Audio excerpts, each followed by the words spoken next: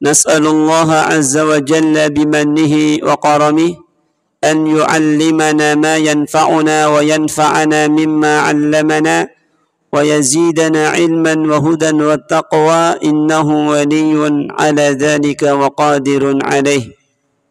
Alhamdulillah, pada kesempatan yang berbahagia ini, di sore hari ini kita masih diberikan kesempatan, kekuatan, menyempatkan, meluangkan waktu kita dalam sepekan menghadiri salah satu majlis di antara majlis ilmu. Dan semoga ini sebagai saksi dan pemberat timbangan amal kita pada hari kiamat kelak nanti. Cukuplah sebagai motivasi daripada Rasulullah sallallahu alaihi wasallam, kata beliau, "Idza marartum bi riyadil jannah farta'u." Apabila kalian melewati taman-taman surga, maka singgahlah, maka mampirlah, maka duduklah sebentar. Kemudian para sahabat bertanya, wa qalu wa ma riyadul jannah? Apa yang dimaksud dengan taman-taman surga? Ternyata yang dimaksud dengan taman-taman surga, kata Nabi sallallahu alaihi wasallam, itu adalah halaqatul dzikr, yakni majlis ilmu. Kemudian Rasulullah sallallahu alaihi wasallam bersabda, "Wa man salaka tariqan yaltamisu fihi ilman, sahalallahu lahu bihi tariqan ilal jannah." Barang siapa yang meniti jalan untuk mencari ilmu, maka Allah akan mudahkan baginya jalan menuju ke surga. Jalan pintas masuk surga, yang menghadiri halaqah zikir, menghadiri kajian-kajian ilmu dalam sepekan. Allah Subhanahu wa taala telah memberikan kita setiap hari, dalam satu hari satu malam 24 jam. 24 jam dikali 7 hari sekitar 168 jam. Dari 168 jam yang Allah berikan kepada kita dalam keadaan sehat walafiat semuanya, kita hanya duduk hanya setengah jam, 30 menit. Jadi sebenarnya sangat sedikit sekali.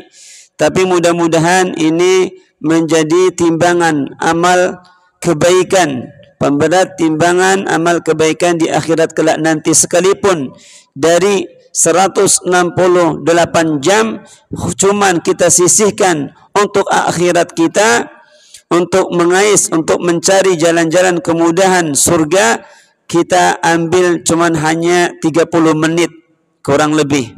Baik, sekarang kita melanjutkan pembacaan kitab Nasihatil Nisa karya Ummu Abdillah Al-Wadi'iyah hafidhahallahu ta'ala.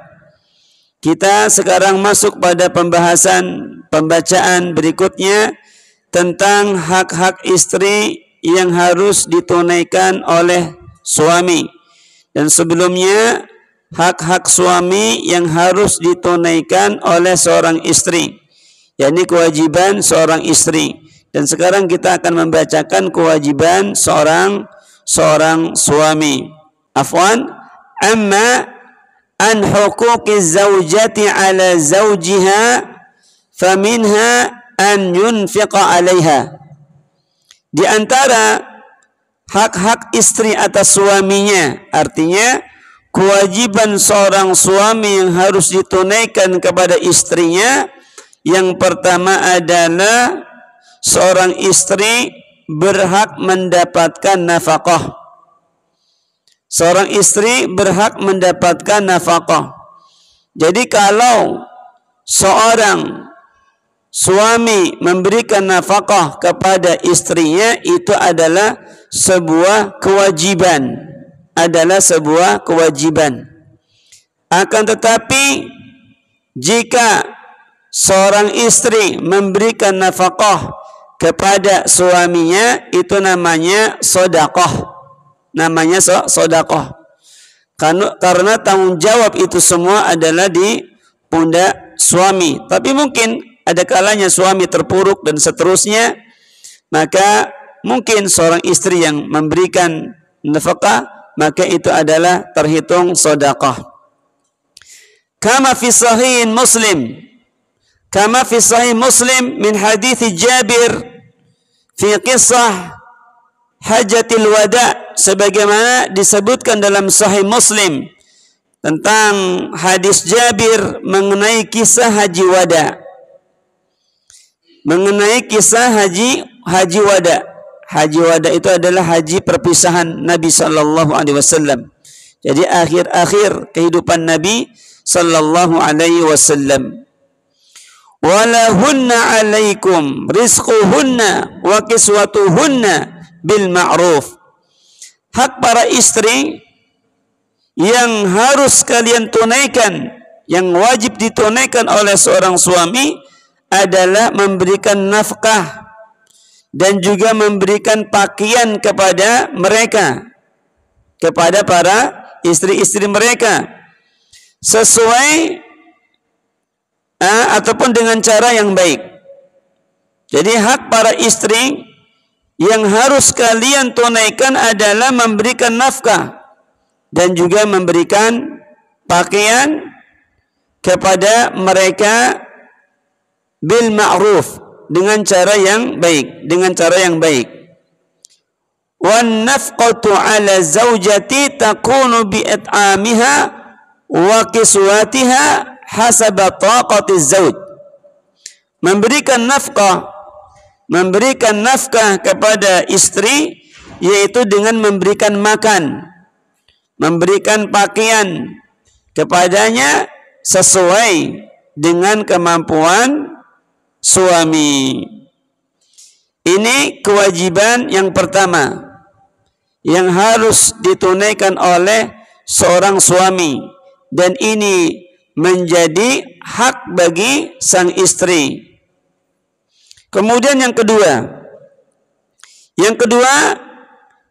di antara hak-hak istri yang harus ditunaikan oleh seorang suami, yang kedua adalah annahu idza adabaha la yadribu wajhaha.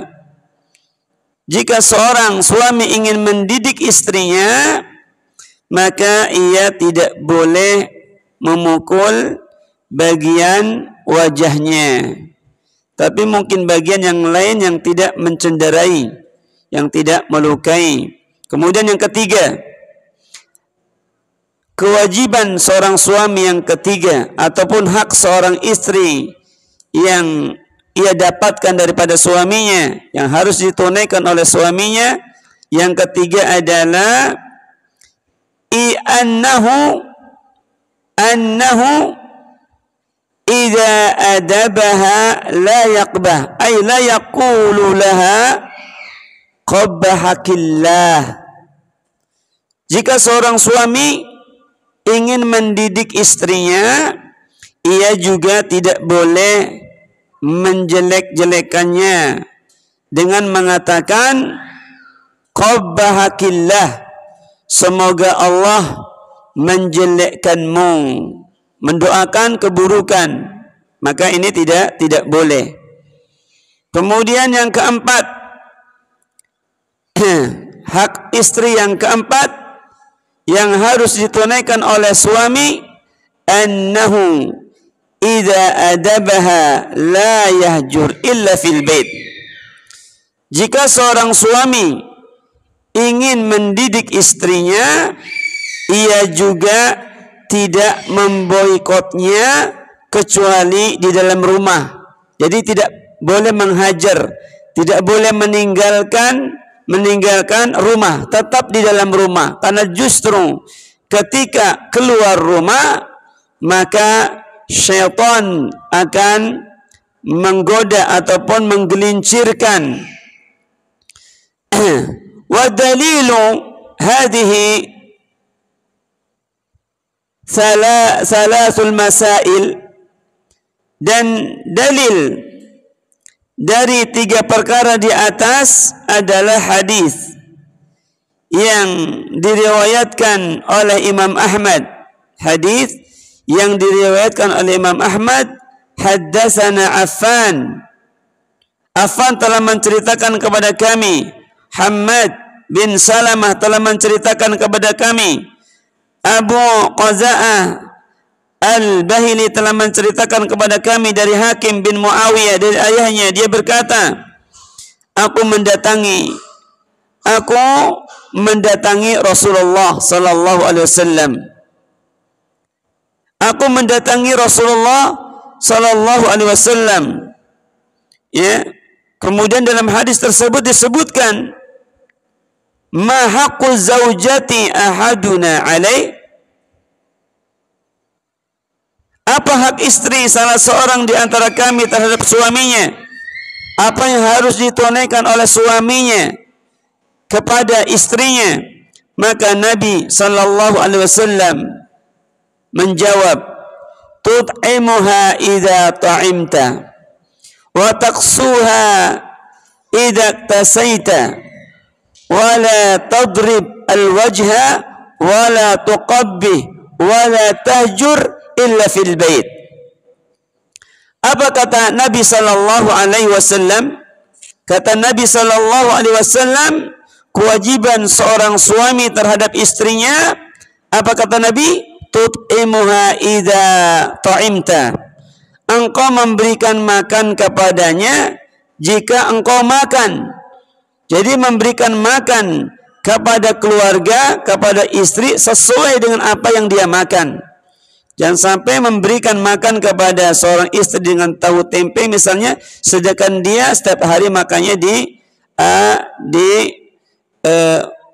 restoran misalnya. Maka ini tidak seimbang. Maka memberikan makan kepadanya jika engkau makan. Wa taqsuha idza tasaita. Kemudian memberikan pakaian kepadanya jika engkau berpakaian. Ya, memberikan pakaian kepadanya jika engkau berpakaian. Wala tadribil wajha, dan jangan engkau memukul wajahnya. Wala tuqabbih, dan jangan mendoakan keburukan untuknya. Wala tahjur illa fil bait, dan juga tidak boleh menghajar, tidak boleh memboikot istrinya kecuali tetap di dalam rumah. Kecuali tetap di dalam rumah. Bahkan ketika jatuh talak satu, maka sebelum selesai masa iddahnya, maka tetap statusnya sebagai suami istri. Sehingga suaminya tidak boleh meninggalkan rumahnya, begitu pula istrinya tidak boleh meninggalkan rumah suaminya. Karena bisa jadi seminggu, 2 minggu kemudian dia rujuk. Ya, bagaimana rujuknya? Apakah mesti diungkapkan? Tidak. Jika dia malam-malam kemudian dia ingin bertemu, kemudian berhubungan, ya maka otomatis rujuk namanya.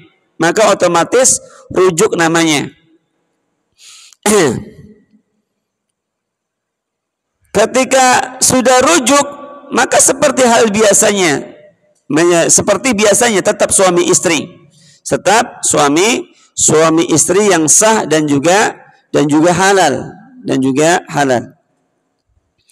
Kemudian sabda Nabi sallallahu alaihi wasallam, wala tahjur illa fil bait.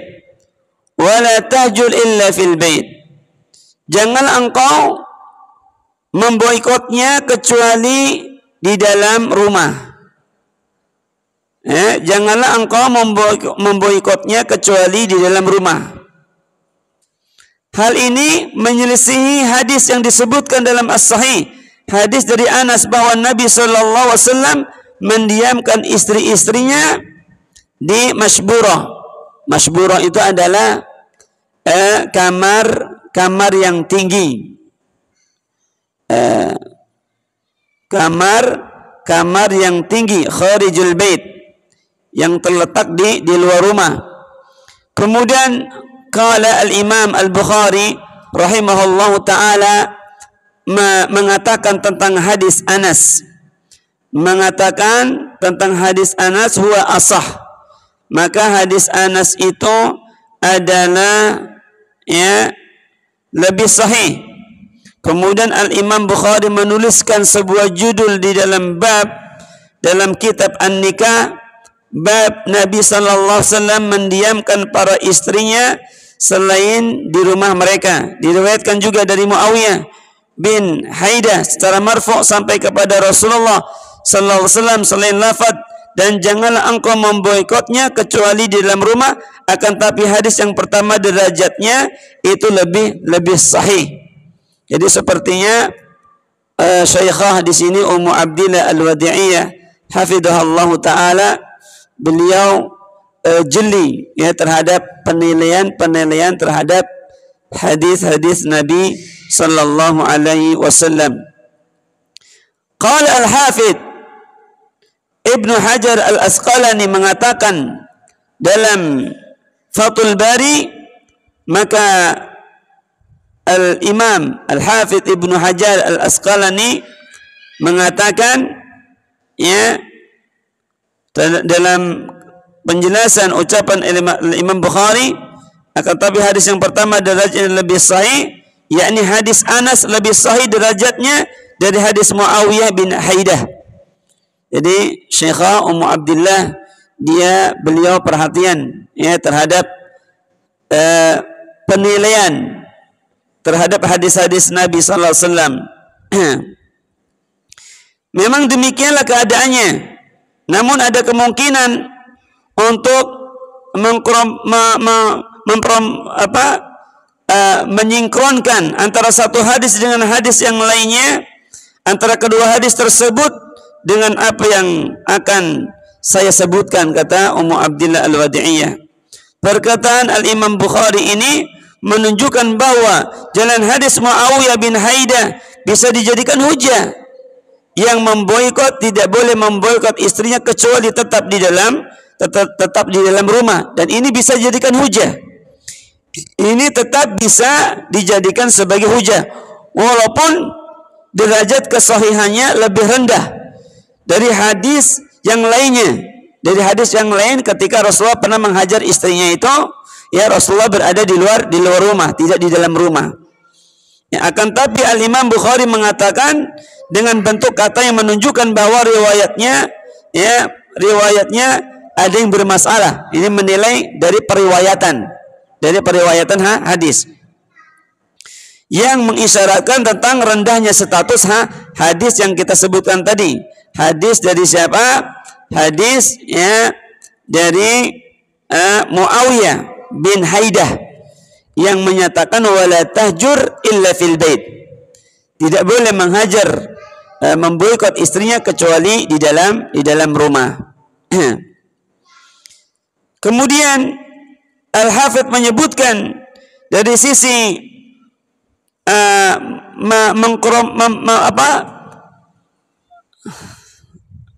mengkompromikan ya antara hadis Muawiyah bin Haidah ya dengan hadis Anas. Beliau berkata, ya Al-Muhallab mengatakan itulah yang telah diisyaratkan oleh Imam Bukhari.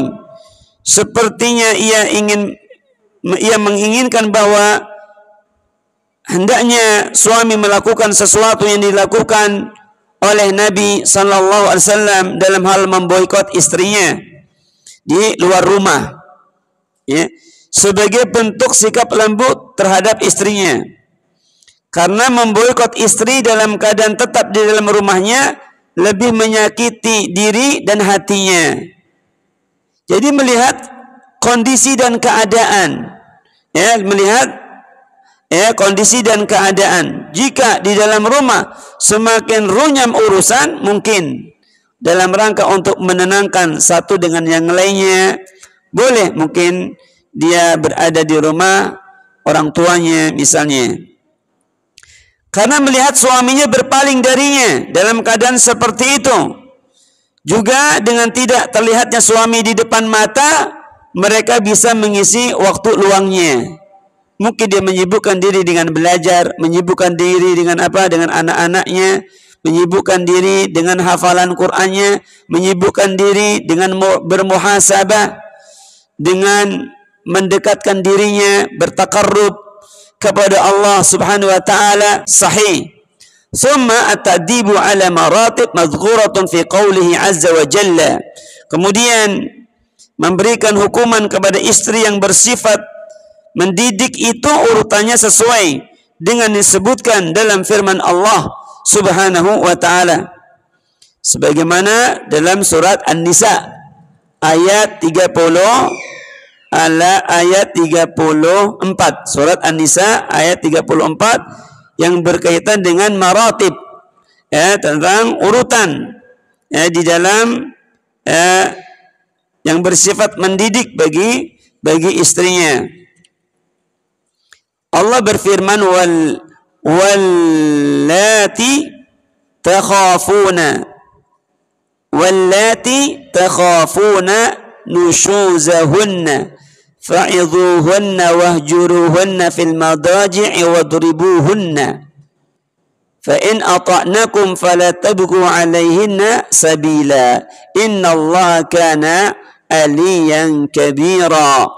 Dan wanita-wanita yang kalian khawatirkan nususnya, nusus itu adalah satu perbuatan penyimpangan, kedurhakaan, ya,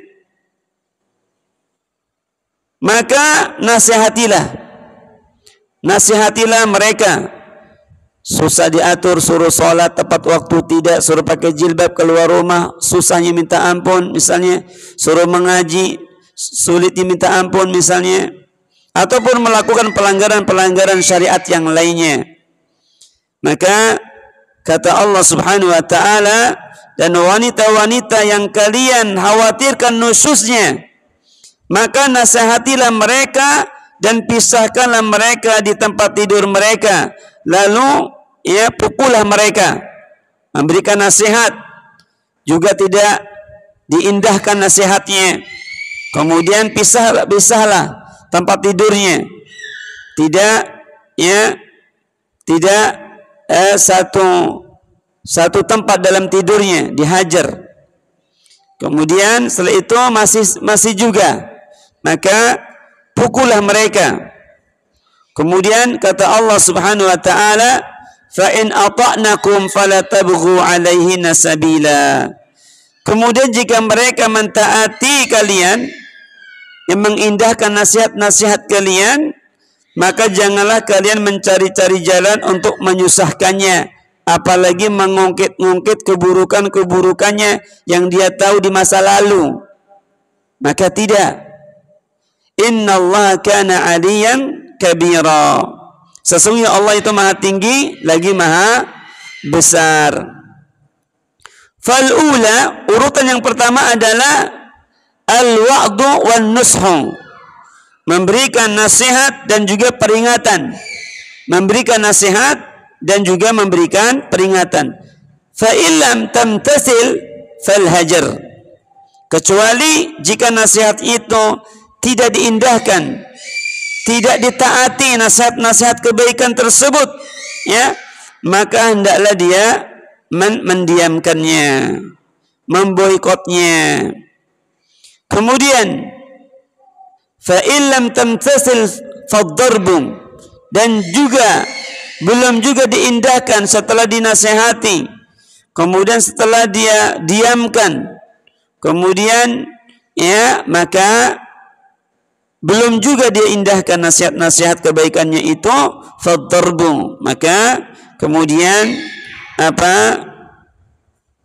maka dipukul dengan pukulan yang tidak meninggalkan bekas. Faddarbu yakunu ghairu mubarrihin, dengan pukulan yang tidak meninggalkan bekas ataupun tidak melukai, sesuai dengan sabda Nabi sallallahu alaihi wasallam, walakum alaihinna alla yuti'na furushakum ahadan takrahun fa in fa'alna fadribuhunna dhurban ghaira mubarrihin.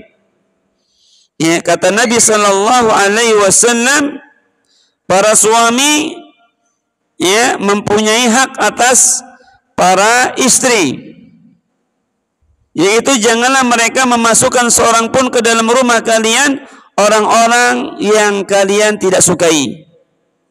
Jika mereka melakukan larangan ini, jadi melakukan pelanggaran, tidak taat terhadap suaminya, tidak taat terhadap pesan-pesan kebaikan daripada suaminya, maka pukullah mereka dengan pukulan yang tidak meninggalkan bekas ataupun dengan pukulan yang tidak melukai. Kemudian yang selanjutnya yang kelima,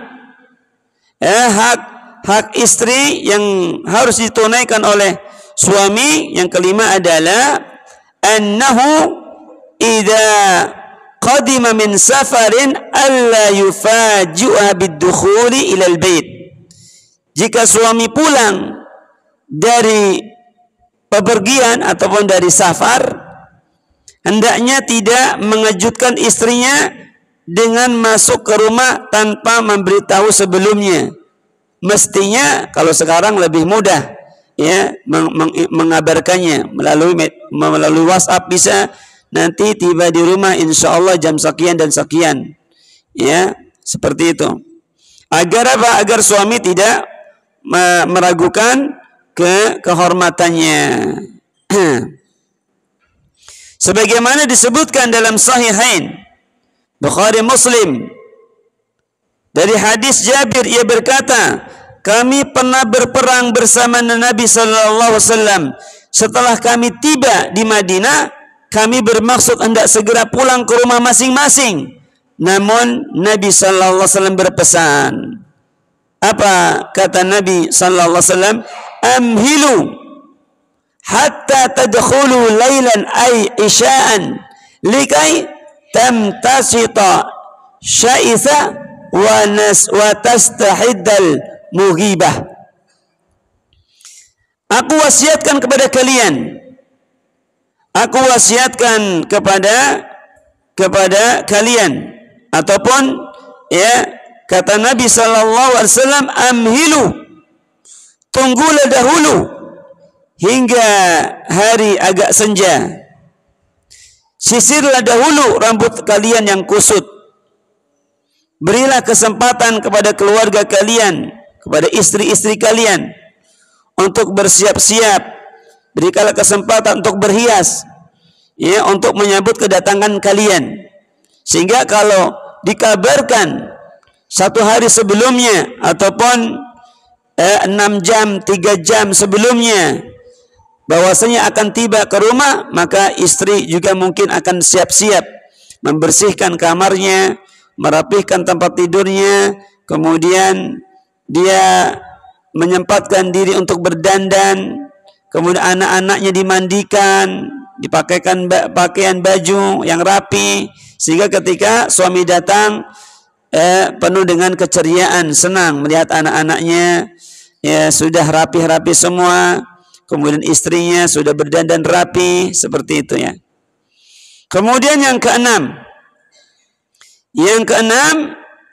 an yu'allimaha. Ini yang paling penting sebenarnya. Hendaklah seorang suami itu ya mendidik istrinya, bukan istri yang mendidik suaminya, terbalik ya.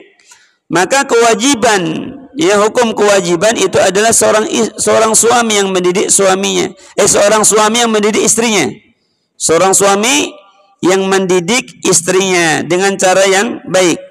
Sebagaimana dalam hadis Imam Bukhari dan juga Imam Muslim dalam kitab sahih keduanya, hadis dari Abu Hurairah radhiyallahu taala anhu, anna Nabiy sallallahu alaihi wasallam qala, bahwa Nabi sallallahu alaihi wasallam bersabda, istausu bin nisa'i khairan. Aku wasiatkan kepada kalian agar kalian berbuat baik kepada para wanita, kepada istri-istri kalian. Kenapa? Fa innal mar'ata khuliqat min dala'. Sesungguhnya mereka para wanita itu diciptakan dari tulang rusuk yang bengkok. Wa inna a'waja ma fi dila'i a'lahu, dan yang paling bengkok dari tulang rusuk adalah tulang rusuk bagian atas ataupun paling atas. Maka kata Nabi sallallahu alaihi wasallam, fa in dhahabat tuqimuhu kasratahu. Apabila engkau meluruskannya, engkau akan mematahkannya. Kemudian kata beliau, wa in taraktahu lam yazal a'waja fastausu bin nisa'i. Fastausu bin nisa'. Namun apabila engkau diamkan, tidak mendidiknya, tidak mengajarinya, maka dia akan tetap bengkok. Maka fastausu bin nisa', maka berbuat baiklah kalian kepada wanita. Berbuat baiklah kalian kepada wanita.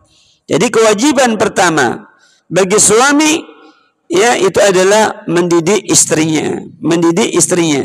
Karena istrinya akan menjadi ibu bagi anak-anaknya. Bagaimana jika seorang ibu tidak paham tentang agama? Bagaimana seorang ibu, ya, tidak taat kepada Allah Subhanahu wa ta'ala? Bagaimana nasib anak-anaknya yang kelak akan meniru, mengikuti apa yang dilakukan oleh ibunya? Maka di antara wasiat yang paling mulia, di antara wasiat yang paling agung terhadap para wanita adalah mendidiknya, memahamkan agama Allah kepadanya, memahamkan agama Allah kepada istrinya. Dan pengajaran itu hendaklah dilakukan dengan lemah lembut, karena sesungguhnya Nabi sallallahu alaihi wasallam bersabda, inna rifqa la yakunu fi syai'in illa zanah wa ma nuzi'a min syai'in illa syanah. Apa kata Nabi sallallahu alaihi wasallam? Sesungguhnya kasih sayang itu tidak akan berada pada sesuatu, melainkan ia akan menghiasinya dengan kebaikan. Sebaliknya, tidaklah kasih sayang itu dicabut dari sesuatu, melainkan ia akan membuatnya menjadi buruk. Maka sebagian wa ba'dur rijal hadahumallahu la yasunu tasarruf fi ta'limi zaujatihi. Sebagian suami, semoga Allah memberikan hidayah kepada mereka, memberikan hidayah kepada para suami. Mereka tidak berbuat baik dalam mendidik istrinya. Dia menetapkan target dalam metode pengajaran bagi istri melebihi kesanggupan dan kemampuannya. Terlalu diberikan beban. Jika istri tidak melaksanakannya, maka ini adalah tidak baik. Mungkin dengan memberikan motivasi kehidupan, menyentuh hatinya agar diperkenalkan terhadap akhirat, diperkenalkan kerinduan terhadap akhirat. Motivasi tentang keindahan surga, tentang wanita-wanita penduduk surga misalnya. Maka falyattaqillah. Maka nasihat daripada Ummu Abdillah Al-Wadi'iyah hafidhahallahu ta'ala, kata beliau, falyattaqillah. Maka hendaklah seorang suami bertakwa kepada Allah Subhanahu wa ta'ala. Hendaklah seorang suami bertakwa kepada Allah Subhanahu wa ta'ala. Wal ya'lam anna Allah aqdara minhu ala hadhihi al-mar'ati ad-da'ifah alladhi syabbaha an-nabiy sallallahu alaihi wasallam bil qawarir. Dan hendaklah mengetahui, memahami bahwasanya Allah Subhanahu wa ta'ala lebih kuasa terhadap wanita yang lemah ini, yang mana Rasulullah sallallahu alaihi wasallam mensifatinya dengan bil qawarir, dengan botol-botol kaca. Jika tidak berhati-hati, terjatuh, maka akan pecah dia. Jadi harus membawanya pelan-pelan. Dia harus merawatnya penuh dengan kelembutan. Wallahu taala alam bisawab. Kita akhiri dengan doa kafaratul majlis. Subhanakallahumma wa bihamdika asyhadu an la ilaha illa anta astaghfiruka wa atubu ilaik.